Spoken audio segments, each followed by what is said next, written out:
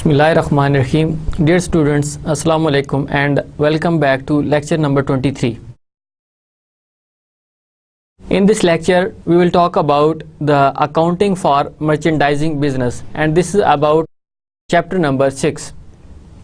So I just give you an overview of our previous lecture in which we discussed about the account receivables, notes receivables. We also talked about 210 and N30 terminology, and we also made uncollectibles based on the sales and uncollectible based on the aging of receivables. So as you know that we have already studied about accrual basis of accounting, and mostly all the transactions are made through accrual basis. It means that companies normally make their sale purchase on their credit basis. सो इसलिए आपने account receivable में देखा होगा कि आप receive करते रहते हैं, पे करते रहते हैं, और हमने पिछले चैप्टर में ये भी पढ़ा था कि you make special journal for these kind of transactions because they have a huge number of transactions, may be in a week, in a month और whole of the year. So that is why you have specifically designed special journals which deal your credit sales, your credit purchases, your normal routine of cash receipts, your normal your routine of cash payments. तो आप और हमने इसमें देखा था कि account receivables are those receivables in which your normal sales and purchase continues. आपने sales की, उसके अगेंस्ट में एक अकाउंट रिसीवेबल बन गया, and you do not make any promise and your buyer do not make any promise. Simple आप sale purchase कर रहे हैं और ये एक ट्रस्ट बेस्ड होता है. Whereas in note receivable, as you know that when the both parties signs an agreement, that is called a promissory note. It means that the person who is buying your product, he is making in writing promise that I will pay this money may B in a week. Time period आप decide कर सकते हैं उसके साथ, 6 माह का है, 3 माह का है, 1 महीने का है, 15 दिन को, whatever the time period you can decide. So, and we have already discussed about 210 and N30.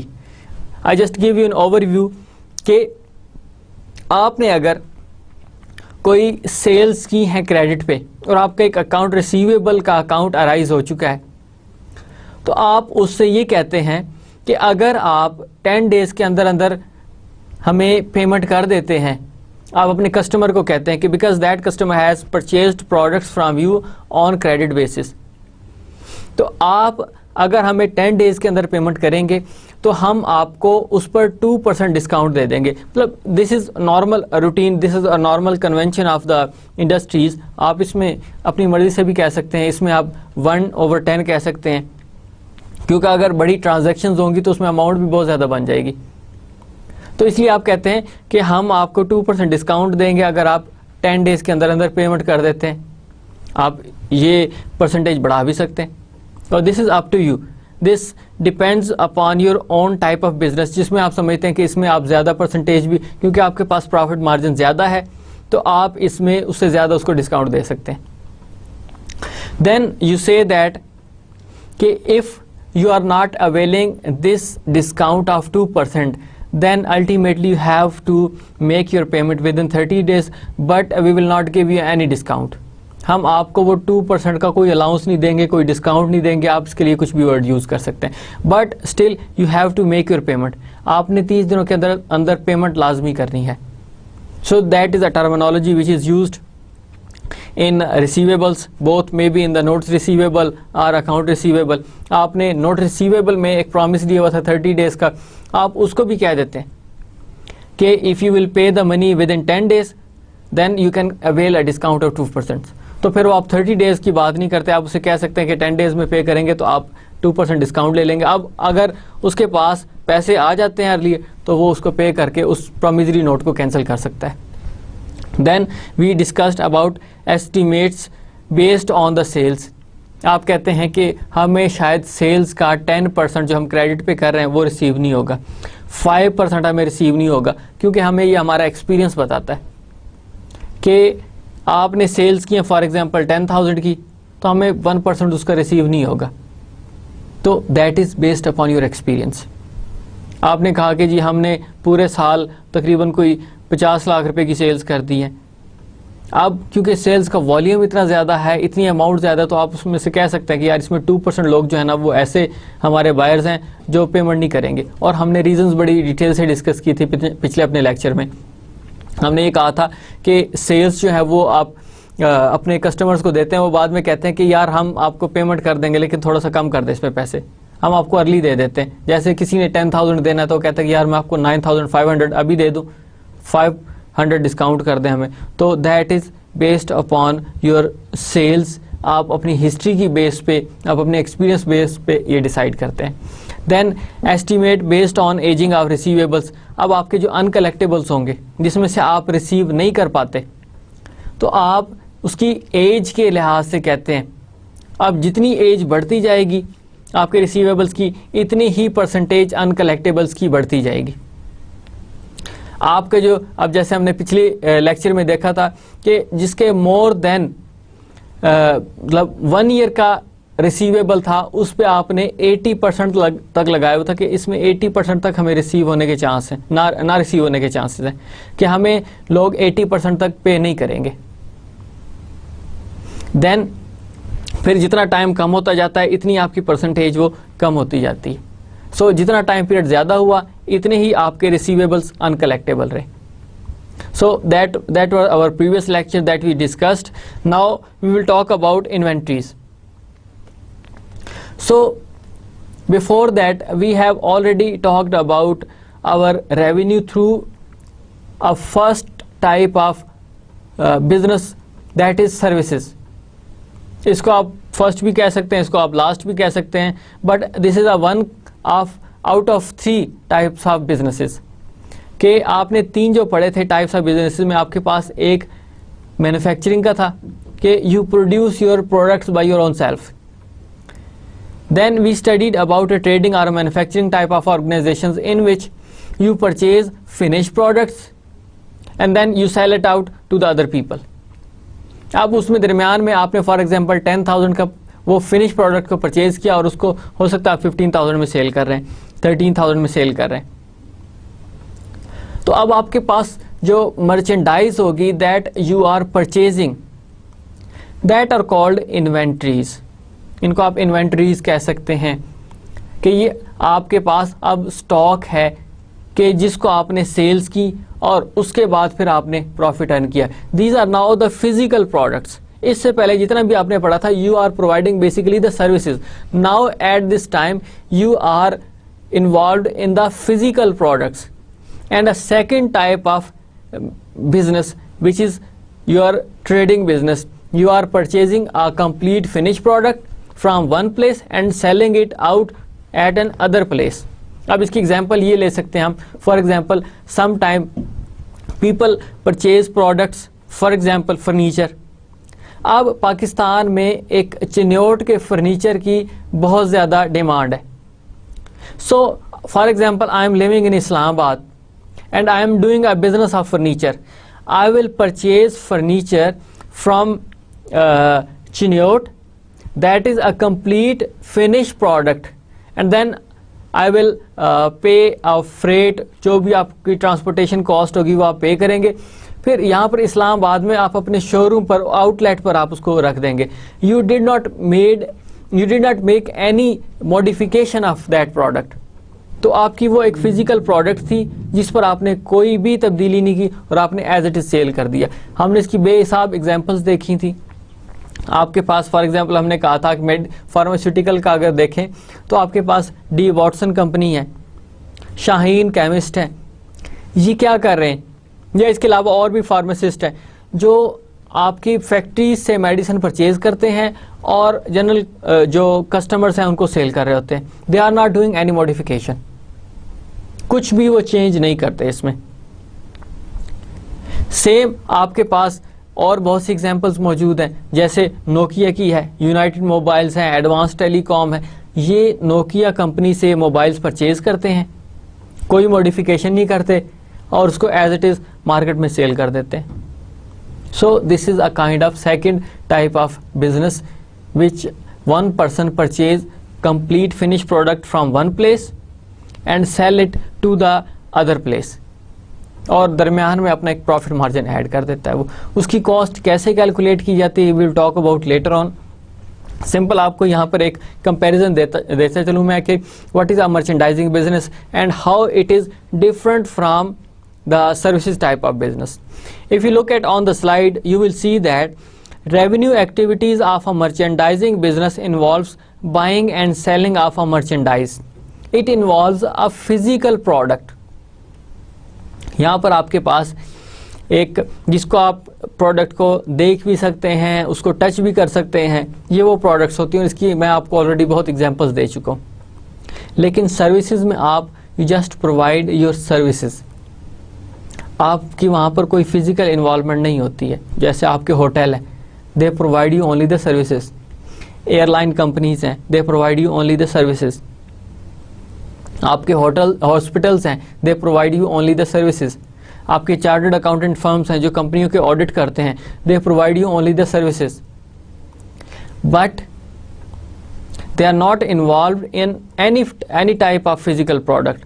Now in the merchandising type of business there is a purchase and sale of physical product, and how we make a difference when we are making our income statement, balance sheet and other types of financial statements. If you look at that services type of business and merchandising business, when you make any when you earn a revenue through services, that is called a fees earned.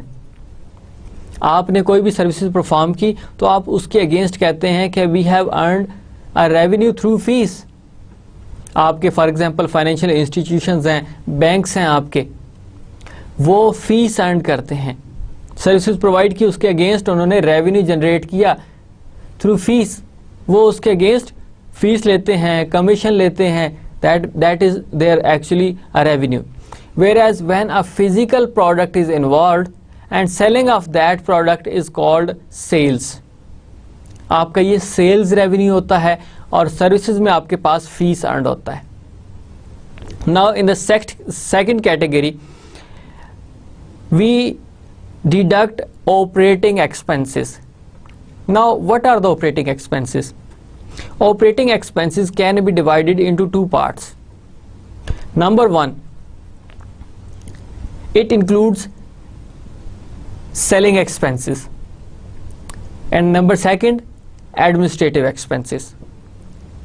अब यहाँ पर operating expenses की differentiation नहीं हो सकती। उसकी reason ये है कि आप सर्विसेज प्रोवाइड कर रहे हैं। हाँ, ये ज़रूर हो सकता है कि आप यहाँ पर कहें कि जी हमारे इतने लोग हैं या हमारे बिजनेस की एडवर्टीजमेंट करते हैं, that is a part of your selling expenses. आपने सेल्स एजेंट रखे हुए हैं। सेल्स एजेंट मींस कि दे प्रोवाइड यू द सर्विसेज। अब जैसे बैंक्स हैं, बैंक्स में आपके सेलमैन होते हैं, वो आपके क्रेडिट कार्ड भी सेल कर रहे होते हैं, डेबिट कार्ड भी सेल कर रहे होते हैं, और पत्नी कितने आइटम सेल कर रहे होते हैं। और एडमिनिस्ट्रेशन यानी एडमिनिस्ट्रेटिव एक्सपेंसेस वो होंगे फिर ऑपरेटिंग एक्सपेंसेस में कि जो आपके बिजनेस को एडमिनिस्टर करते हैं। अब जैसे मैनेजर्स हैं, they are actually managing your business, that is a kind of administrative expenses. उनको जो सैलरीज दी जाएंगी। लेकिन सेलिंग एक्सपेंसेस में आपके पास सेल्स से रिलेटेड सैलरीज होती हैं, वो एक्सपेंसेस होंगे। यहां पर आपको बिजनेस को मैनेज करने के एक्सपेंसेस हैं। इसकी बहुत सी मुख्तलिफ काइंड्स हैं, वो हम नेक्स्ट जो स्लाइड्स आएंगे उसमें पढ़ेंगे। Generally I want to tell you what is basically a difference between a merchandising business and services business. Now from the fees, if you deduct your operating expenses from the fees earned, you will get a net profit. ये आपका एक net profit होगा और इसमें तीन ही component normally consider किए जाते हैं: fees, your revenue minus your operating expenses, and then you will get your net revenue, net income. इसमें आप कह सकते हैं कि जी आपने फॉर एग्जांपल इसमें आप टैक्स माइनस करेंगे, वो भी हो सकता है। तो उसके बाद फिर आपकी नेट इनकम आएगी। लेकिन यहाँ पर मैंने एक जनरली आपको एक आइडिया दिया है कि नेट इनकम आपकी कैसे निकलेगी, फीस अर्न, और जितनी भी हमने एग्जांपल शुरू में पढ़ी हैं, जितने भी हमने वो ट्रांजैक्शंस देखी थी, we only used services type of business. Fees earn, then minus operating expenses, these are the expenses which are related to your operations, then you will get a net income. लेकिन अगर tax पे करना है तो that would be called income before tax, tax minus करेंगे तो then you will get a net income. ये major items होते हैं। अब यहाँ पर इसलिए मैं डिटेल में जा रहा हूँ कि you have to study a cost accounting और a managerial accounting course and you will get an idea from here that how their accounts are managed, किस तरह उनकी ट्रांजैक्शंस होती हैं और कैसे उनका एक प्रोसेस चलता है। You will see in the managerial accounting as well. अभी यहाँ पे एक आपको जनरल आइडिया दे रहा हूँ मैं। Then in the merchandising business if you see that there is a sales rather than fees earned, यहाँ पर क्योंकि आप सर्विसेज प्रोवाइड नहीं कर रहे, so that is why you are using a word sales. Then less cost of merchandise sold, now this is a new word, cost of merchandise sold. It means that the merchandise, the product you have sold and what the cost they have at this time. जितने की आपने sales की हैं उनकी cost कितनी थी। आपने for example कुछ 10 प्रोडक्ट सेल किए हैं और हर एक की आपने एक सेल्स प्राइस भी रखी थी। आपने फॉर एग्जाम्पल 15 उनकी सेल्स प्राइस थी, तो आप अगर 10 को मल्टीप्लाई करें 15 के साथ तो उनकी जो टोटल सेल्स की सेल्स रेवेन्यू है वो आपको 150 बनता है। लेकिन वो जो चीज़ें आपने सेल की हैं उनकी कॉस्ट कितनी थी। हो सकता है जो आपने चीज़ें सेल की हैं 10 पर प्रोडक्ट उसकी कॉस्ट थी, तो आपने 10 प्रोडक्ट सेल्स की हैं और 10 उनकी कॉस्ट थी, तो 100 की आपने एक्चुअली वो जो 10 प्रोडक्ट्स आपने सेल की थी उनकी कॉस्ट 100 थी। बेची कितनी की आपने 150 की और उनकी कॉस्ट कितनी थी 100, तो 50 यहाँ पर आपको ऑपरेटिंग प्रॉफिट या जिसको आप ग्रॉस प्रॉफिट कहते हैं। इसको अगर मैं यहाँ पे मेंशन करूँ, फॉर एग्जांपल आपके पास यहाँ पे 150 और 100 इसकी कॉस्ट थी, तो अब आपके पास ग्रॉस प्रॉफिट 50 आ गया। This is a gross profit not a net profit. इसमें से आपने फिर वो ऑपरेटिंग एक्सपेंसेस माइनस करने हैं जो आपके बिजनेस को एडमिनिस्टर कर रहे हैं, आपके बिजनेस को ऑपरेट कर रहे हैं। They are not the part of your product cost, वो प्रोडक्ट का हिस्सा नहीं है, but they are related with your office, with your sales outlet. आप जनरली एग्जाम्पल जाके देख लें। अब आपकी जो प्रोडक्ट है उसकी कॉस्ट कैलकुलेट कैसे होती है, वो अगर आपको यहाँ पे सिंपली मैं बता दूं कि आपकी जो प्रोडक्ट है जितने की आपने परचेज की उसके ऊपर ट्रांसपोर्टेशन, लोडिंग, अनलोडिंग की जितनी भी cost I, that becomes a part of your product cost. अब जब आपकी वो प्रोडक्ट कॉस्ट का हिस्सा है तो फिर आपने उसको वो कॉस्ट कंसिडर करना है जो अब तक आपको वो पड़ रही है। You are not considering that cost on which you have already paid. अब फॉर एग्जांपल यहाँ पे मैं कहूँ आपने वो प्रोडक्ट परचेज की थी फॉर एग्जांपल 6 की एक प्रोडक्ट, उसके ऊपर ट्रांसपोर्टेशन की कॉस्ट 2 रुपीज़ आई है और 2 रुपीज़ ही उसकी अनलोडिंग लोडिंग की कॉस्ट आई है आपके सेल्स पॉइंट तक पहुँचने के लिए, तो 10 rupees per unit, 10 rupees per unit आपकी अब एक्चुअल वो कॉस्ट ऑफ प्रोडक्ट बनी है। Now I think you can understand how we calculate product cost। आपने यहाँ पर वो कैलकुलेट की तो यहाँ पर आपने उसको मेंशन कर दिया। So after deducting from sales you have now gross profit of 50। फिर अब operating expenses, these are all the part of your business operations, not a part of product। ये जो आपने यहाँ पर 2 rupees, these are not expenses related with your business operations।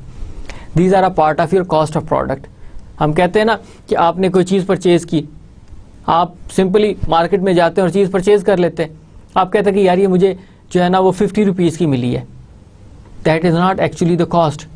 आप हो सकता है पब्लिक ट्रांसपोर्ट पे जा रहे हैं तो वो आपने वहाँ पे किया, टिकट परचेज़ किया आपने, वो पे कर रहे हैं। मोटर बाइक पे जा रहे हैं आप, तो जो आपकी उसमें पेट्रोल की कॉस्ट है that is also a part of product. Then अगर आप अपनी गाड़ी पे जा रहे हैं CNG या आपने पेट्रोल की उसके ऊपर कंजम्पशन किया, परचेज करने के लिए, उसको खरीदने के लिए गए, तो that becomes a part of your product.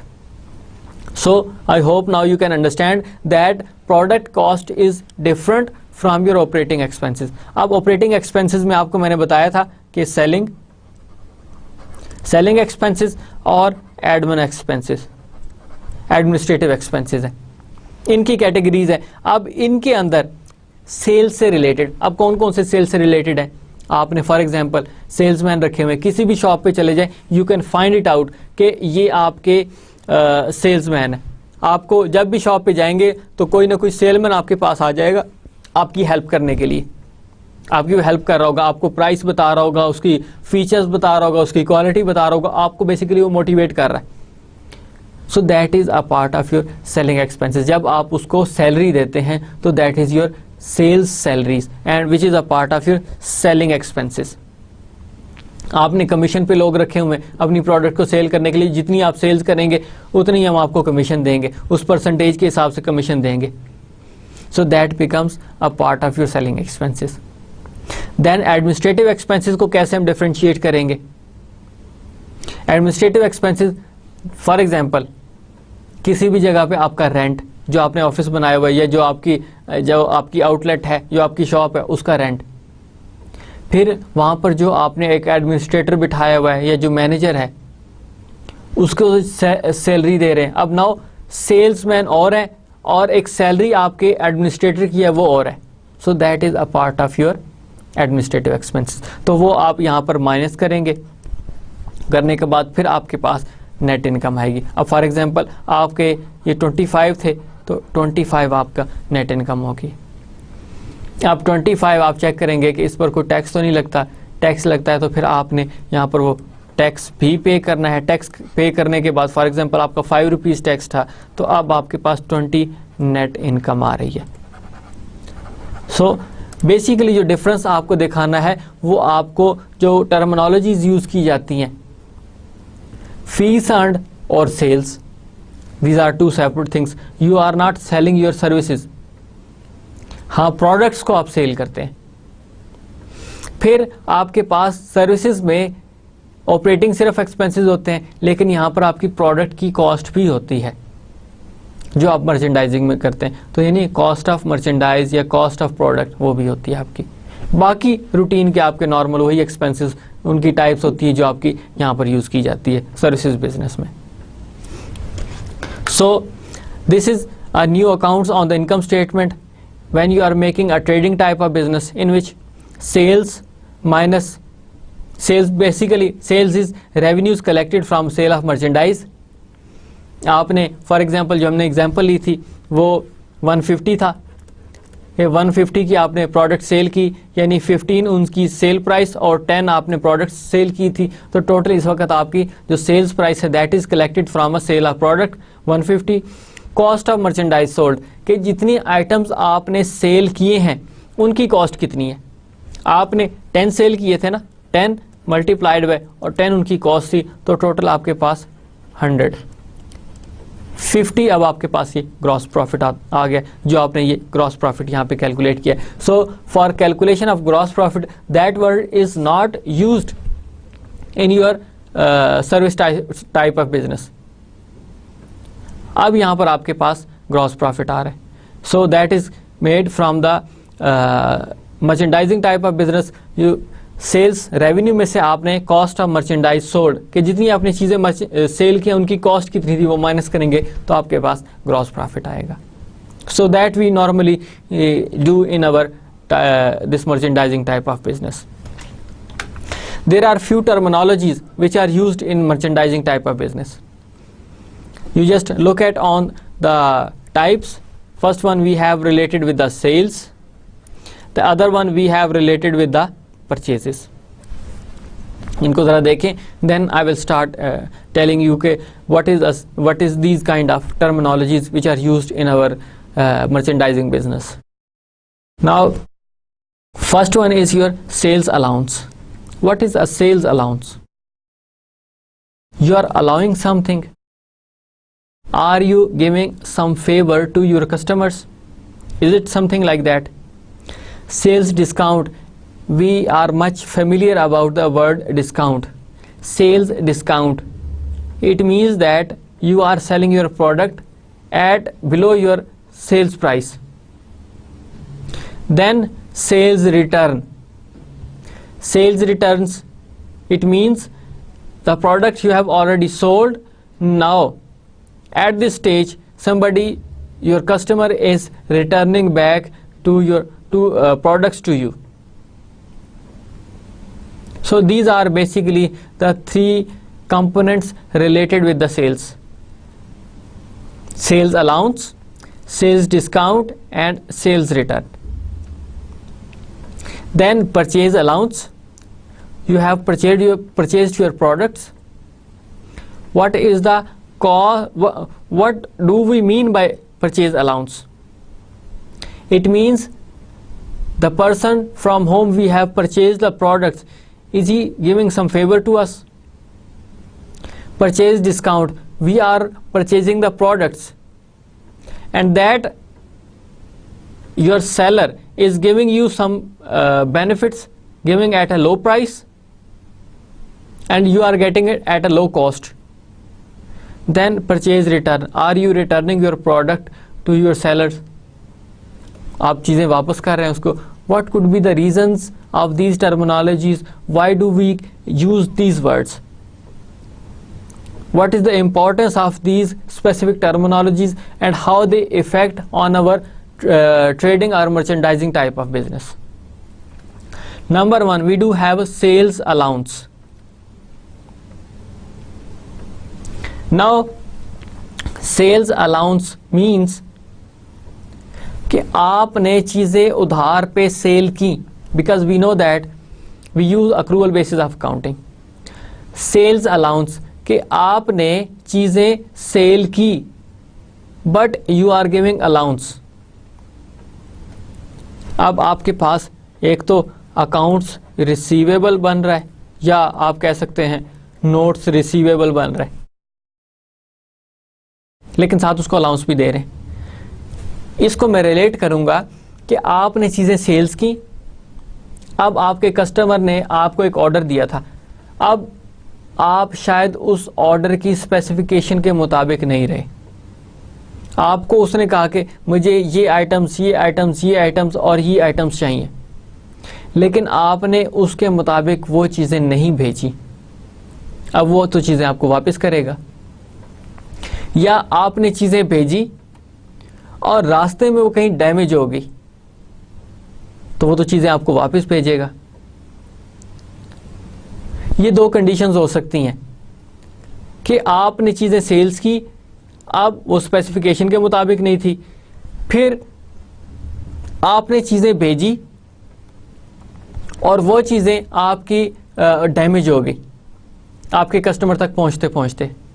या फिर तीसरा केस ये हो सकता है कि आपसे उसने कहा कि मुझे 10 आइटम्स भेज दें. आपके कस्टमर ने आपको ऑर्डर दिया कि you should send us 10 products for this specification. आपने उसको 10 की बजाय 12 भेज दी, 2 एक्स्ट्रा भेज दी आपने. तो फिर आपका कस्टमर आपको कहेगा कि I am sending back all of these products to you because these are all not according to my specification. These are damaged products. You have sent me an extra products. तो आप कहेंगे कि you don't need to send back these products. I can give you a favor that you should send me a less price rather than returning back to me. आपके पास आएंगी, आप उनको मतलब फिर मैनेज करेंगे, हो सकता है आपसे वो फ्रेट भी चार्ज कर ले जो आपको ट्रांसपोर्टेशन की कॉस्ट बेयर करनी पड़ी है, फिर नए सिरे से आपका काम शुरू होगा. आप उसको कहेंगे कि आपने ये जो 10 रुपीज़ पर प्रोडक्ट कहा था आप 10 ना दें, आपने उससे 100 रुपीज़ लेने थे 10 प्रोडक्ट्स के, आप उसे कहते हैं कि आप 10 प्रोडक्ट्स आपके पास आई हैं और 9 रुपीज़ पर प्रोडक्ट आप मुझे पे कर दें। ये जो अब आपने उससे रिसीव करना है 90 इंस्टेड ऑफ 100, जो दरमियान में आप 10 रुपीज़ उसको दे रहे हैं, that is basically allowance based upon not through a specification. You have given the products, but these products were damaged, number 2, and number 3, you had made more products rather than your specific order, 2 आपने extra भेज दी, तो अब उन 2 को बजाय वापस बुलवाने के you are giving a favor for your allowance। आपने कहा कि आप इस तरह करें, उनकी टोटल अमाउंट पे ना करें, आप जस्ट मुझे वो जो एक्स्ट्रा है वो 10 की बजाय 9 रुपीज़ की दे दें। तो that is related with your sales allowance and that is made after your sales। आपकी सेल्स हो चुकी हैं, कस्टमर तक प्रोडक्ट्स पहुंच चुकी हैं, अब ये उस वक्त अलाउंस दिए जा रहे हैं, ये बात ज़रा याद रखिएगा। Then sales discount, this discount is given on the spot. आपने कहा कि 10 रुपीज़ की एक प्रोडक्ट है, आप मुझसे अगर एक्स्ट्रा परचेज करेंगे, ज़्यादा आइटम्स परचेज करेंगे, तो यही प्रोडक्ट आपको मैं 9 रुपीज़ की लगा दूंगा। तो आपकी that is related with the sales discount. आपने कहा आप मुझसे 20 परचेज कर रहे हैं प्रोडक्ट्स, चले मैं आपको वो प्रोडक्ट 9 रुपीज़ की लगा देता हूं इंस्टेड ऑफ 10। तो ये ऑन द स्पॉट डिस्काउंट दिया जाता है। एक तो ये इसके साथ रिलेटेड है, दूसरा आप जाहिर है वो जो आपने 2, 10 और N30 वाला फार्मूला यूज़ किया था, आप वो भी यहाँ पे यूज़ कर सकते हैं। लेकिन बेसिकली सेल्स डिस्काउंट का मतलब ये है कि आप ऑन द स्पॉट उसको डिस्काउंट दे रहे होते हैं कि आप मुझसे एक्स्ट्रा परचेज कर रहे हैं, तो इसलिए मैं आपको ये इतने की पेमेंट इतने की मैं आपको लगा दूंगा। 10 रुपीज़ इसकी प्राइस है, मैं आपको 9 रुपीज़ की लगा देता हूँ। So that is related with the sales discount. The third one is your sales return. अब जो पहली कंडीशन मैंने आपको कहा था कि your customer is not agreeing, वो कहता है कि मैंने आपको जो स्पेसिफिकेशन कही थी आपने उसके मुताबिक चीज़ ही नहीं भेजी, so that is useless for me, मेरे लिए उसकी कोई ज़रूरत नहीं है, मेरे पास ऑलरेडी बहुत पड़ा हुआ है। आई am not getting any allowance, मुझे जो मेरा ऑर्डर था उसके मुताबिक भेजें। तो वहाँ पर वो आपको कस्टमर चीज़ें वापस कर रहा है, तो that is your sales return. आपने उसको एक्स्ट्रा चीज़ें भेज दी थी, कह रहा कि यार मुझे नहीं चाहिए चीज़ें, तो वो आपको चीज़ें वापस कर रहा है, that is your sales return. तीसरा हमने कहा था कि डैमेज्ड प्रोडक्ट्स हैं, हो सकता है फर्नीचर भेजे तो फर्नीचर में आपके जो सोफ़ा है उसकी लेग्स ब्रेक हो गई थी, तो आपने कहा कि आप उसको सेट करवा लें, वहीं पे सेट करवा लें, मैं आपको डिस्काउंट देता हूँ। वो कहेगा कि यार मुझे एक परफेक्ट कंडीशन में चाहिए था, तो आई am not agreeing on allowance, I'm just sending back these products to you. So these are the basic terminologies which are used in sales. You give allowance, you give sales discount, or your customer when return back these products to you, that is a part of your sales return. और इसी तरह फिर आप इनकी सारे के सारे general entries भी करते हैं, सारे के सारे आप एंट्रीज क्लियर करते हैं। आप कैसे करते हैं जनरल एंट्रीज? आपने सेल्स की हैं, sales is a part of revenue. Normally जो आप जनरल एंट्री किया करते थे तो वो आपकी अकाउंट्स रिसीवेबल डेबिट होता था और फीस अर्नड आपकी क्रेडिट हुआ करती थी, 150 ये बनता था। अब आप कैसे कर रहे हैं इसको? आपके पास अकाउंट रिसीवेबल तो बन रहा है, लेकिन यहाँ पर आपका फीस की जगह सेल्स रेवेन्यू ये अकाउंट बन रहा है, 150 एंड 150। अब अगर आप अलाउंस दे रहे हैं तो फिर आप अपने अकाउंट रिसीवेबल को कम कर रहे होते हैं। आप क्या करेंगे उसके लिए? आपने किया sales allowance debit. For example आप दरमियान में 15 रुपीज़ का दे रहे हैं डेबिट, 15 रुपीज़ से सेल्स अलाउंस, और क्रेडिट करेंगे आप अकाउंट्स रिसीवेबल, क्योंकि ये आपका अकाउंट रिसीवेबल कम हो रहा है। सेम यहाँ पर आप सेल्स डिस्काउंट भी ला सकते हैं। सेम इसी तरह आप सेल्स रिटर्न भी ला सकते हैं, जो आपकी अकाउंट रिसीवेबल को कम कर रहा होता है और जो आपकी सेल्स का बिल्कुल उलट हो जाएगा, उसकी बिल्कुल कॉन्ट्रा एंट्री होगी, उसकी बिल्कुल अपोजिट एंट्री होगी। Same is the case with the purchases allowance. अब आप कस्टमर हैं और आपका सेलर कोई और है, तो उस केस में आपको भी यही फेवर्स दी जाएंगी सेल्स अलाउंस की, परचेजेज अलाउंस की, कि आपको जो जिस स्पेसिफिकेशन के मुताबिक चाहिए था वो नहीं मिला, आपको डैमेज प्रोडक्ट्स मिल गई हैं, या फिर आपको एक्स्ट्रा प्रोडक्ट्स आपके सेलर ने भेज दिए। आप कहते हैं कि I am not taking anything, I am not taking any allowance, I am just returning back these products to you, वो आपका परचेज रिटर्न हो जाएगा। और purchase discount on the spot आपका सेलर, आप बीइंग ए कस्टमर, आप कोई चीज़ purchase करते हैं, आप उसे बार्गेन करते हैं और उस बार्गेन की बेस पर आप चीज़ें उनसे परचेज करते हैं, तो वो बार्गेन की बेस पर आपको जो डिस्काउंट दे देता है that is your purchase discount, जो आपका बिल्कुल इस एंट्री की तरह ही होगा। सो आपके पास इसकी जर्नल एंट्री क्या करेंगे, आपके पास अब आपको वो पेएबल्स बनेगा जब आप उसको ऑन क्रेडिट आप उसको परचेज कर रहे होते हैं। तो now if you look at purchase allowance, जब आप कोई भी प्रोडक्ट परचेज करते हैं तो आपके पास मर्चेंडाइज,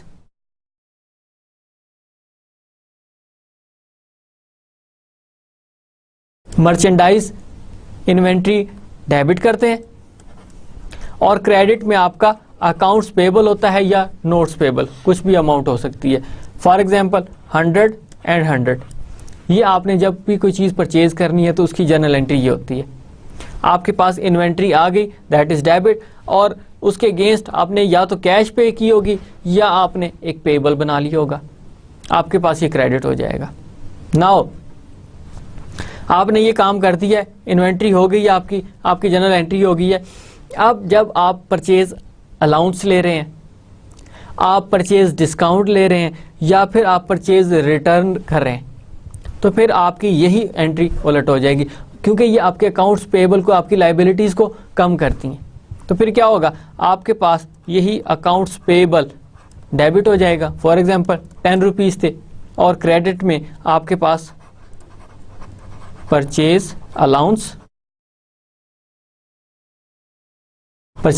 हो सकता है, आपके पास परचेज डिस्काउंट हो सकता है, या परचेज आपका रिटर्न हो सकता है। कोई भी आपकी चीज़ें हो सकती हैं जिनको आप क्रेडिट करेंगे, यही इसकी हमेशा जर्नल एंट्री होती है। So we have studied 3 basic types related with the sales, 3 basic types related with the purchases, और यही चीज़ें यूज़ की जाती हैं आपकी हमेशा से। Now this is a basic income statement of a merchandising concern. आप थोड़ा सा इसको ऑब्जर्व करें कौन कौन से कंपोनेंट्स हैं, then I will start teaching you.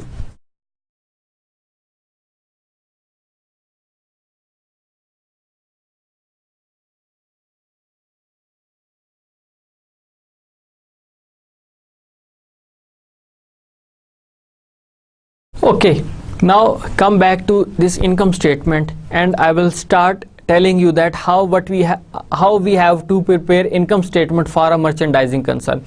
इससे पहले हमने इनकम स्टेटमेंट बनाई थी, उसमें revenue from fees earned minus operating expenses, फिर आपके पास नेट इनकम आ जाती थी। उसमें अगर टैक्स है तो आप टैक्स माइनस कर दिया करते थे। Now at this stage we have a different components. आपके पास first one that starts from a title that is revenue from sales. ये आप चीज़ें ये तो ऑलरेडी आपको पता है कि आपने जब भी कोई income statement, balance sheet, cash flow या स्टेटमेंट ऑफ ओनर्स इक्विटी बनानी है तो ये आपने 3 लाइनें यूज़ करनी होती हैं। कौन सी कंपनी है आपकी, क्या बना रहे हैं, कौन सी स्टेटमेंट बना रहे हैं, और आपका टाइम पीरियड क्या है। Okay, now we have a revenue from sales. Sales के थ्रू आपको रेवेन्यू हो रहा है और यहाँ पर आप कंपोनेंट यूज़ कर रहे हैं। First one you have a sales and the amount is 1,89,300। आपने जो टोटल सेल्स की थी वो 1,89,300 की थी। फिर you have deducted sales return and allowances, ये वो अमाउंट थी कि जो आपने उनको डिस्काउंट दे दिया, आपने सेल्स रिटर्न हुई आपकी और आपने उनको अलाउंस दिया, ये वो अमाउंट है, दैट इज 1700। फिर सेल्स डिस्काउंट आपने 500 का दिया उनको, that was made on the spot, because what ever the price mentioned on it, on the जो भी आप कंपनी देखते हैं तो उस प्राइस से कम पे आप कोई चीज दे नहीं सकते, अगर आप दे रहे हैं तो उसको आपने एक्स्ट्रा मेंशन करना होता है। So that is why they have specifically used sales discount. आपके पास 1700 सेल्स रिटर्न और अलाउंस, देन सेल्स डिस्काउंट 500, तो टोटल आपके पास जो अलाउंसेस थे, डिस्काउंट था या आपने रिटर्न की थी, that was 2200। You have deducted from your gross sales 2200, तो आपके पास अब नेट सेल्स जो हैं, जो आपने नेट सेल्स की थी वो है 1,87,100 की, 1,87,100, ये अमाउंट थी टोटल। उसके बाद कॉस्ट ऑफ मर्चेंडाइज सोल्ड, आपके पास ये एक नया कंपोनेंट है जो हमने पिछली स्लाइड्स में भी देखा था, कॉस्ट ऑफ मर्चेंडाइज सोल्ड, कि जितनी आपने चीजें सेल की हैं उनकी कॉस्ट कितनी है, आपने कितने में उनको, आपने जो सेल्स की हैं प्राइस, उनकी टोटल जो अमाउंट बनती है वो तो बनती है 1,87,100, लेकिन वो आपको कितने में पड़ी थी, उनकी टोटल कॉस्ट थी 1 लाख। अब इसके अंदर ये जो अमाउंट लिखी गई है that is a net cost of merchandise. Net cost of merchandise क्या है, आपके यहाँ पे अलाउंसेस भी हो सकते थे, आपका डिस्काउंट भी हो सकता था, आपकी रिटर्न भी हो सकती थी, ये तीनों कंपोनेंट्स आपके यहाँ पे हो सकते थे। तो हमने यहाँ पे एक नेट अमाउंट लिखी है, assuming that we have not been given the allowance, we have not been given the discount and we did not made any return, या अगर की भी है तो उनको हमने एक सेपरेट स्टेटमेंट में लिखा और टोटल अमाउंट उठाकर हम यहाँ पे ले आए कि आपने जितनी भी चीज़ें परचेज की थी उनकी कॉस्ट इस वक्त 1 लाख रुपए, आपने नेट सेल्स में से कॉस्ट ऑफ मर्चेंडाइज माइनस किया तो आपके पास आएगा ग्रॉस प्रॉफिट, ये आपके पास 87,100 इज योर ग्रॉस प्रॉफिट। फिर आपने क्या किया, you will deduct your operating expenses, जो आपके ऑपरेटिंग एक्सपेंसेस है उनको आप माइनस करेंगे। इसमें से आपके पास सबसे पहले selling expenses, sales salaries expense, that is 17,700। आपके पास ये जो सेल्स सैलरीज हैं that is related with the selling of your expenses. अब मैंने जैसे आपको बताया था कि your operating expenses have 2 components, basic 2 components, one is your selling expenses, other is your administrative expenses, ये 2 कंपोनेंट्स हैं। अब इनके अंदर फर्दर काफ़ी कैटेगरीज आ सकती हैं, वो कैटेगरीज कौन सी हैं आपकी, अब इसमें तो आपको बता दिया कि सेल्स सैलरीज है, the person who is selling your product, a person who is directly salesman in your office, in your outlet, या जो भी आपकी शॉप है उसके ऊपर इसको आप मंथली सैलरी देते हैं, that is a part of your selling expenses. जो आपने, अब इसके अलावा कोई और कंपोनेंट नहीं था तो इसलिए आपने इसको नेक्स्ट कॉलम में लिख दिया। Then you have an administrative expenses. अब ये वो एक्सपेंसेस हैं जो आपके बिजनेस से रिलेटेड हैं, they are not the part of your product, वो आपकी प्रोडक्ट, आपके बिजनेस को मैनेज करने के लिए एक्सपेंसेस होते हैं। अब सबसे पहले आपका रेंट एक्सपेंस। रेंट एक्सपेंस क्या है आपका, ये आपने जो शॉप ली हुई है जिसमें आपने अपना बिजनेस, जिसमें आप अपना बिजनेस कर रहे हैं, वो आपका एक्सपेंस है। इसके अलावा you have hired for example an office and you are paying 7,800 for that office rent, that is a part of your administrative expenses. Then आपने फॉर एग्जांपल कोई बड़ी बिल्डिंग हायर की है अपने ऑफिस को, अपने बिजनेस को मैनेज करने के लिए, तो that is part of your administrative expenses. फिर office salaries expense. Now first one you have a sale salaries, that is a part of your selling expenses. अब ऑफिस सैलरीज एक्सपेंसेस ये वो है जो आपके बिजनेस को मैनेज कर रहे हैं, they are not directly involved in the selling of your product, जैसे आपका मैनेजर है, आपने मैनेजर रखा हुआ है ऑफिस को मेंटेन करने के लिए, सारे बिजनेस को मेंटेन करने के लिए, and that manager is not directly involved selling of your product, तो इसलिए हमने इसको एडमिनिस्ट्रेटिव एक्सपेंसेस में रखा।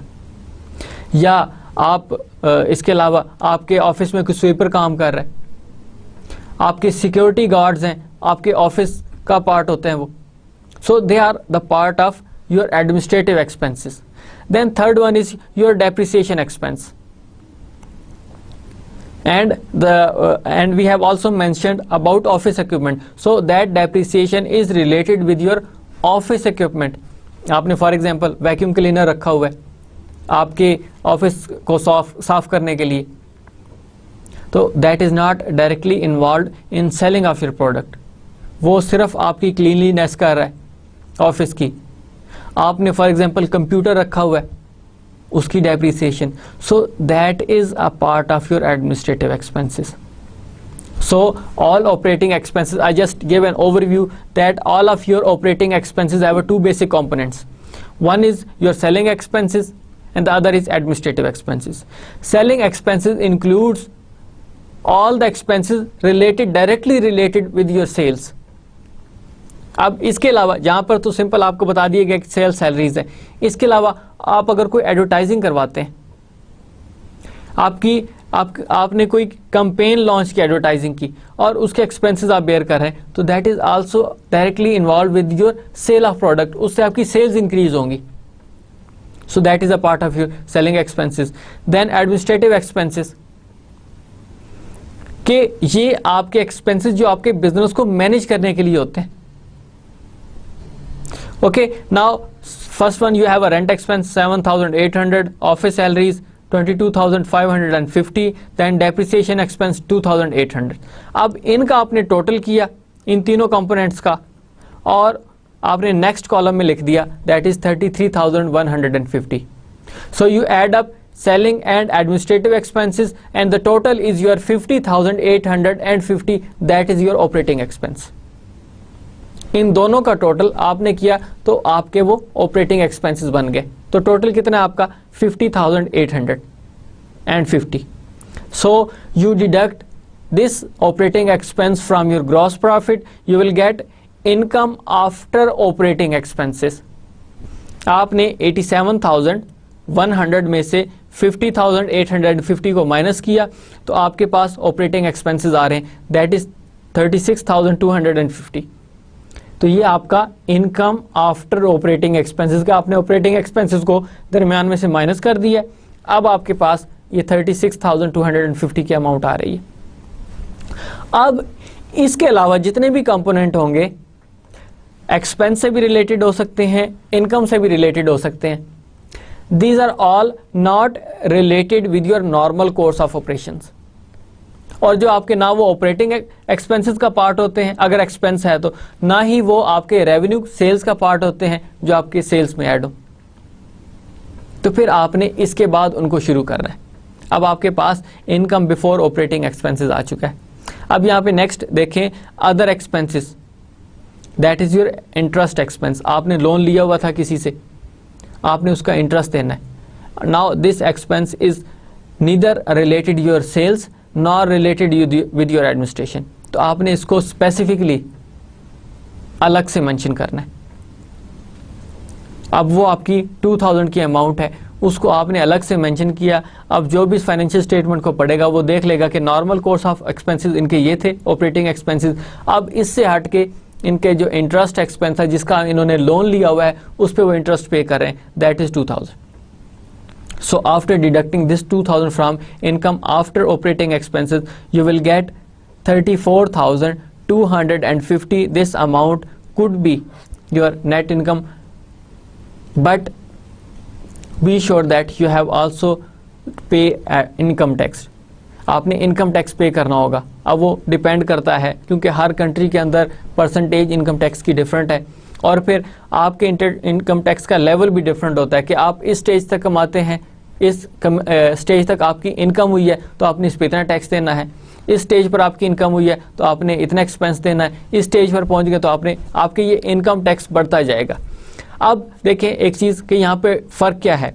You for example you are writing tax here at the end, और वो आपकी फॉर एग्जाम्पल 250 की अमाउंट थी। Now you are getting 34,000 exact amount as your net income and you have to pay income tax on this 34,000। अगर आपने for example 10% इस पर देना है तो आपको वो 3,400 इनकम टैक्स आपका बन जाएगा, बाकी अमाउंट आपकी नेट इनकम होगी। लेकिन इस इनकम टैक्स को हम अपने एडमिनिस्ट्रेटिव एक्सपेंसेस में क्यों नहीं लेके आ रहे, या हम इसको जनरली कहेंगे ऑपरेटिंग एक्सपेंसेस में क्यों नहीं लेके आ रहे? द रीजन इज दैट कि आपने हमेशा टैक्स देना होता है after all of your expenses. जो आपके पास एक नेट अमाउंट बच गई होती है after deducting all your expenses, आपने हमेशा उस पर टैक्स देना होता है। कभी भी आप सेल्स के ऊपर, सेल्स रेवेन्यू के ऊपर, फीस अर्न के ऊपर टैक्स नहीं देते। आप हमेशा टैक्स देते हैं जो अमाउंट आपकी सारे एक्सपेंसेस को मीट करने के बाद बच गई होती है। इन केस आपको लॉस भी तो हो सकता है, जब लॉस होगा तो कोई टैक्स नहीं है, या इवन कि आपकी नेट इनकम ही इतनी कम हुई है कि जो टैक्स कैटेगरी के अंदर ही नहीं आती। टैक्स स्लैब्स जो बोलते हैं कि टैक्स स्लैब्स कि आपकी इस लेवल पर पहुंचेंगे तो इतना टैक्स देना है, इस लेवल पर पहुंचेंगे तो इतना टैक्स देना है। आप पाकिस्तान में 3 लाख जिसकी इनकम साल की, उसके ऊपर टैक्स नहीं है, तो आप इसका मतलब 3 लाख तक अर्न करेंगे, कोई टैक्स नहीं है। 3 लाख अर्न नहीं करना, आपने सारे के सारे एक्सपेंसेस मीट करने हैं, उसके बाद आपने टैक्स देना होगा। तो इसलिए कंपनी जो है नॉर्मली इस चीज़ पर कंसिडर करती हैं कि हम अपना कैपिटल कम लगाएं और लोन ज़्यादा लें, क्योंकि आपने उसके ऊपर इंटरेस्ट देना होता है, तो वो उस इंटरेस्ट की वजह से आपकी वो नेट इनकम कम होती है और आपको टैक्स कम देना पड़ता है। So these are the basic reason. अब ये आपके पास एक पूरी की पूरी इनकम स्टेटमेंट है and this income statement is related with your merchandising company. यहाँ पर आपकी सेल्स होती हैं, फिर उसमें से आप सेल्स में से वो प्रोडक्ट की कॉस्ट को माइनस करते हैं जिसको आपने सेल किया होता है। फिर उसके बाद आपके पास ग्रॉस प्रॉफिट आता है, ऑपरेटिंग एक्सपेंसेस माइनस करते हैं, ऑपरेटिंग एक्सपेंसेस माइनस करने के बाद income after operating expenses, then आप अदर एक्सपेंसेस माइनस करते हैं तो आपके पास इनकम आ जाती है। इनकम आफ्टर इसको इंटरेस्ट कह लें तो इसको आप इस तरह भी कह सकते हैं कि इनकम आफ्टर इंटरेस्ट, और उस पे आप टैक्स देंगे, या उसको कह सकते हैं इनकम बिफोर टैक्स, आप ये भी कह सकते हैं उसको, क्योंकि टैक्स नहीं दिया। जब टैक्स दे देंगे तो फिर आपके पास नेट इनकम आएगी, जिसको नॉर्मली आप कहते हैं कि income after interest and tax, और वो आपकी नेट इनकम के इक्वल होती है कि वो आपकी अब सारे के सारे अब हर चीज़ वो खालिस हो चुकी है, सारे एक्सपेंसेस आपने माइनस कर दी हुए और ये अमाउंट आपकी बच गई होती है। Now I hope that you can be in a position to understand that what is difference between a services type of business, how their income statements are prepared, and how the income statement of merchandising concerns are prepared. बाद में हम next lectures में हम अपना वो पढ़ेंगे कि कोई भी आपके अगर मैन्युफैक्चरिंग बिजनेस है तो उसकी इनकम स्टेटमेंट कैसे बनती है, आपने कैसे कॉस्ट ऑफ मर्चेंडाइज कैलकुलेट करनी होती है, cost of merchandise sold calculate करनी होती है, और उसके बाद आपके कैसे एक्सपेंसेस होते हैं। So we will talk about in our next lecture. First we have to talk about now about a merchandising type of business, how the income statement is prepared when you are when you are doing a business of merchandising.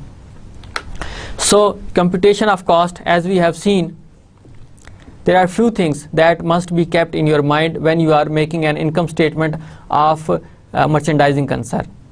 Number 1 is computation of cost of merchandising sold. आप उसकी cost को कैसे calculate करते हैं? आपने for example purchases आपकी less merchandise inventory दिसंबर 31, ये एक नया आइटम कहाँ से आ गया?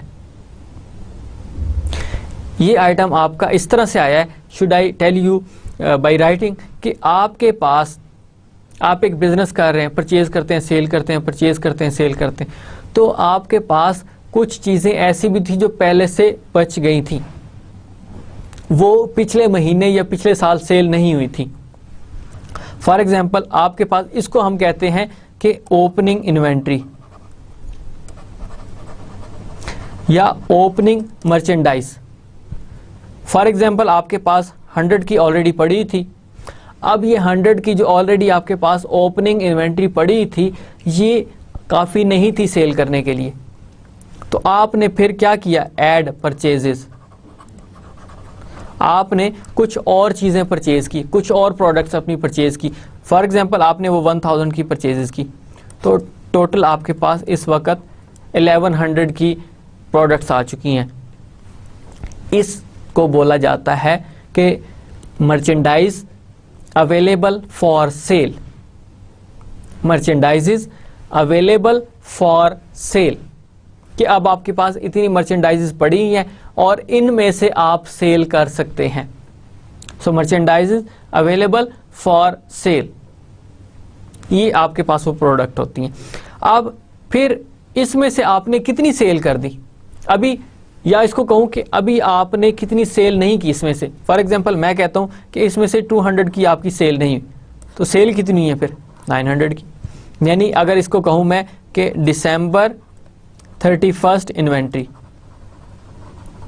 तो इसका मतलब क्या होगा कि अब ये सेल नहीं हुई 200 की, सेल्स कितनी हुई है 900 की। टोटल अवेलेबल कितनी सेल होने के लिए 1100 की कॉस्ट की प्रोडक्ट्स आपके पास पड़ी थी जिनको आप सेल कर सकते थे।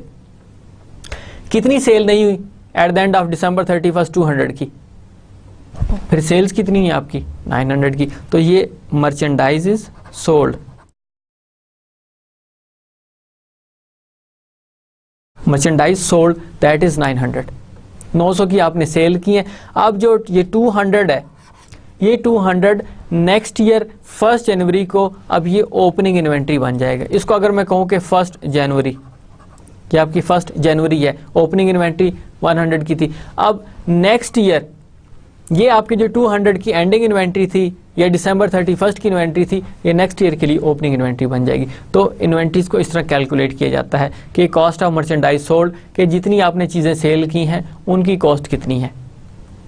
तो फिर ये तो वो अमाउंट होगी कि आपने जो अपनी पीछे यहाँ पर लिखा है इनकम स्टेटमेंट में, कॉस्ट ऑफ मर्चेंडाइज सोल्ड, ये वो अमाउंट है जो हमने कैलकुलेट की है।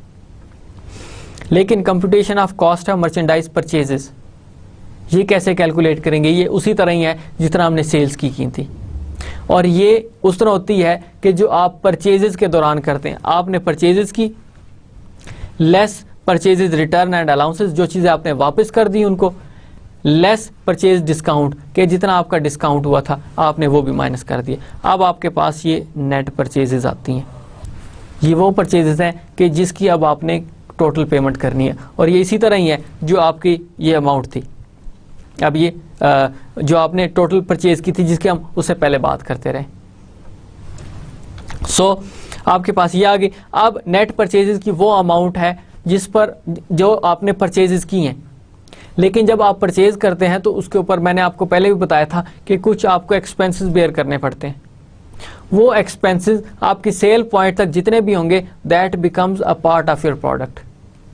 इसकी एग्जांपल आपको इस तरह देता हूं मैं, घर पे आपने एसी फॉर एग्जांपल इंस्टॉल करवाया, एसी आपको मिला है 40,000 का और उसकी इंस्टॉलेशन के चार्जेस हैं 2,000, तो आप कहेंगे कि वो एसी आपको पड़ा है कितने में, उसकी कॉस्ट कितनी है 42,000। इंस्टॉलेशन के तो आपने चार्जेस दे दिए, लेकिन कैरेज के नहीं देने आपने, वो भी तो पे करना है। आप किस पर लेकर आए उसको, किसी न किसी ट्रांसपोर्ट पर लेकर आए, तो उसकी कॉस्ट कहाँ है। फॉर एग्जांपल वो जो ट्रांसपोर्ट वाला है उसने आपसे चार्ज किए हैं 1,000, तो टोटल आपको एसी इंस्टॉल करवाने तक, उसको वर्किंग कंडीशन में लेकर आने तक उसकी कॉस्ट आपको 43,000 की पड़ी है। तो अब एसी कितने का आपका 43,000 का। सेम यहाँ पर परचेजेस, ये वो अमाउंट है कि जो आपने अपने सेलर को पे करनी है, लेकिन आपको वो कितने में पड़ा, up to your point of cell.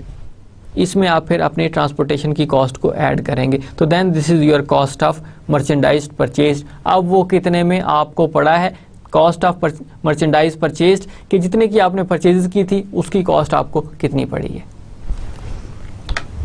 So in the balance sheet, that was all about our income statement, but when you will go in the balance sheet there is a different component that is called your merchandise inventory, and आप इसको एक साल के अंदर अंदर cell purchase करते रहते हैं।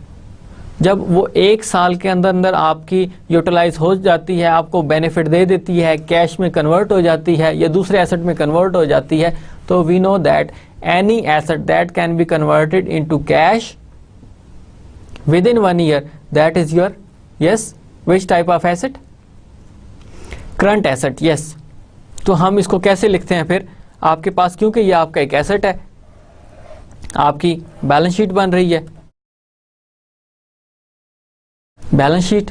अब आपके पास यहाँ पर कंपोनेंट्स हैं एसेट्स के, एसेट्स में आपके पास करंट एसेट्स और उसमें आपके पास कैश है, आपके पास अकाउंट्स रिसीवेबल है, नोट्स रिसीवेबल है और अगेन आपके पास यहाँ पर मर्चेंडाइज इन्वेंट्री भी है, मर्चेंडाइज इन्वेंट्री। और फॉर एग्जांपल आपने चेक किया वहाँ पे कि हमने एग्जांपल ली थी फॉर एग्जांपल 200 की, कि 200 की इन्वेंट्री बच गई है जो सेल नहीं हुई, तो वो यहाँ पे मेंशन करेंगे। बाकी आपके वही प्रॉपर्टी, प्लांट एंड इक्विपमेंट ये कंपोनेंट है वो ऐड होते रहेंगे, तो टोटल आपके टोटल एसेट्स यहाँ पर अमाउंट लिखी जाएगी। आपके पास liabilities no difference as it is, owners equity no difference, total आपके पास यहाँ पे आएगा। सिर्फ ये एक मर्चेंडाइज इन्वेंट्री यहाँ पर ऐड हुई है और यही फ़र्क है बाकी एक सर्विसेज टाइप के बिजनेस में, क्योंकि उसमें मर्चेंडाइज इन्वेंट्री होती नहीं है तो उसमें लिखी नहीं जाती। अब क्योंकि आपके पास फिजिकल प्रोडक्ट है तो इसकी मर्चेंडाइज इन्वेंट्री होगी। So these are the terminologies. I just giving you an overview what we have discussed, like sales, total amount charged to customer for merchandise sold. जितने की आपने सेल की थी वो सेल्स कहलाती हैं। आपने 15 रुपए का एक आइटम बेचा है तो दैट इज योर सेल्स, कि आपने ये चार्ज किया है अपने कस्टमर से 15 रुपीज पर product. Then sales return and allowances are granted by the seller to customers for damaged और डिफेक्टिव मर्चेंडाइज। ये हम ऑलरेडी इसको बड़े डिटेल में देख चुके हैं कि आप सेल्स रिटर्न और आपके अलाउंसेस क्यों दिए जाते हैं, सेल्स रिटर्न क्यों होता है। Then sales discount are granted by the seller to customer for early payments, इसके लिए भी हो सकता है कि आप जल्दी पेमेंट कर देंगे तो हम आपको इतने % डिस्काउंट दे देंगे, जैसे मैंने कहा था कि 2, 10 and 30। So net sales you calculate, जिस तरह हमने पिछले क्वेश्चन में पिछली स्लाइड्स में देखा था, sales minus return minus discount, या इसमें से आप एक और माइनस कर दें अलाउंस। अब यहाँ पे वो इकट्ठा ही लिख रहे हैं उसको, sales return discount and allowance as well. So उसके बाद आपके पास नेट सेल्स आती हैं। देन मर्चेंडाइजिंग टर्म्स में आपके पास थी कॉस्ट ऑफ गुड सोल्ड, ये कौन से अमाउंट है, cost of merchandise sold to customer, के आपको वो कितने में पड़ी हैं वो प्रोडक्ट्स जो आपने कस्टमर को सेल की हैं। कस्टमर को आपने वो 15 की सेल की है, आपको वो 10 रुपीज़ में पड़ी है, तो ये आपकी कॉस्ट ऑफ सेल्स होंगी। और कितने कंपोनेंट्स, फॉर एग्जांपल आपने 10 सेल की हैं तो टोटल आपकी कॉस्ट 100 हो गई। सेल कितनी, क्योंकि 10 ही आपने सेल की हैं तो 150 वो सेल्स हो गई हैं। Then purchase discount offered by the seller to buyer, आप बायर हैं तो आपको सेलर वो दे रहा होता है। For early payments, early payment के लिए डिस्काउंट मिलते हैं। Purchase allowances and returns, buyer में receive are reduction in the initial price at which the merchandise is purchased, ये हम बड़ी डिटेल में डिस्कस कर चुके हैं इसको, कि परचेज अलाउंस और रिटर्न्स क्यों होते हैं, डिफेक्टिव हो सकती हैं, एक्स्ट्रा भेज दी गई हैं, ठीक है, या अकॉर्डिंग टू स्पेसिफिकेशन नहीं है, तो आप फिर उसको आप फिर रिसीव करते हैं अलाउंस या फिर आप उसको रिटर्न कर देते हैं। मर्चेंडाइजिंग टर्म्स में आपके पास मर्चेंडाइज अवेलेबल फॉर सेल, वो क्या हमने कैलकुलेट किया था, merchandising beginning inventory plus net purchases, जो आपने परचेजेस की होती हैं। बिगिनिंग आपके पास थी 10 और आपने 100 और परचेज की तो 110 आपके पास अब अवेलेबल फॉर सेल है। नेट परचेजेस क्या होती हैं, purchases minus discounts minus returns minus allowances, ये सारी आप करते हैं तो वो आपके पास परचेजेस की अमाउंट आती है कि अब आपने परचेज किया है वो कितने की है। So this is all about what we have discussed. Just I am giving you an overview that there should also be some closing entries. जिस तरह आप सर्विसेज टाइप का बिजनेस करते थे तो उसमें भी आप सारी एंट्रीज को क्लोज करते थे, क्योंकि दी any item which is related with your income statement, they are all must closed. उनको आपने क्लोज करना होता है. जिस तरह आपने सर्विसेज टाइप के बिजनेस में किया था, इसी तरह मर्चेंडाइजेस के भी में करेंगे. But issue is that here you have now sales instead of fees. You have merchandise instead of your sales. आपके पास तो वो उसमें थी ही नहीं, मर्चेंडाइज तो थी ही नहीं आपके पास. एक चीज का आपने खास तौर पे ख्याल करना है कि जो एंडिंग इन्वेंट्री होती है वो आपके एसेट का पार्ट होती है and that is not closed, क्योंकि वो आपका एसेट और एसेट की वैल्यूज कभी, एसेट के आइटम कोई भी क्लोज नहीं होता, वो कैरी फॉरवर्ड होता है. अब आपकी कॉस्ट ऑफ गुड्स सोल्ड, इधर इट इज एन एक्सपेंस और अ कॉस्ट. अब थोड़ा सा ओवरव्यू करें कि हमने पिछले लेक्चर्स में क्या देखा था कि जिस भी आइटम से आप, जिस भी कॉस्ट से आप बेनिफिट ले चुके हो तो that becomes your an expense. जब वो आपका एक्सपेंस बन गया होता है तो फिर इसका मतलब आपने उसको क्लोज करना है. आपको सिर्फ नेचर समझ आनी चाहिए. जब आपको नेचर समझ आ गई तो आप आराम से वो काम कंप्लीट कर सकते हैं. Now sales related with your income statement, इसने क्लोज होना है. रेंट रेवेन्यू, इसने क्लोज होना है. Sales return and allowances close होना है. सेल्स डिस्काउंट क्लोज होना है. कॉस्ट ऑफ मर्चेंडाइज सोल्ड, ये वही जो हमने कहा था, दैट इज योर एक्सपेंस, इसको क्लोज होना है. All expenses and revenues dividends, इन सब ने क्लोज होना होता है. और ये कहाँ क्लोज होते हैं? आपके इनकम समरी अकाउंट में. अब एक जनरल एंट्री आपको फॉर एग्जांपल मैं करके देता हूँ. आपने सेल्स की थी तो आप क्या करते हैं? अकाउंट रिसीवेबल या कैश डेबिट और सेल्स रेवेन्यू क्रेडिट. आपके पास फॉर एग्जांपल आपने 1500 की ये की थी. अब आपके पास ये जो सेल्स रेवेन्यू है that is your temporary account, इसने क्लोज होना है. कैसे क्लोज होगा?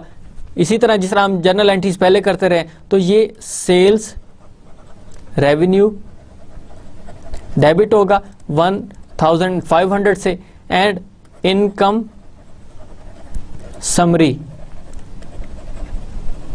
अकाउंट क्रेडिट होगा 1500 से. आपने ये क्लोज कर दिया इसको. इसी तरह आपने मर्चेंडाइज की थी, आपने परचेजेस की.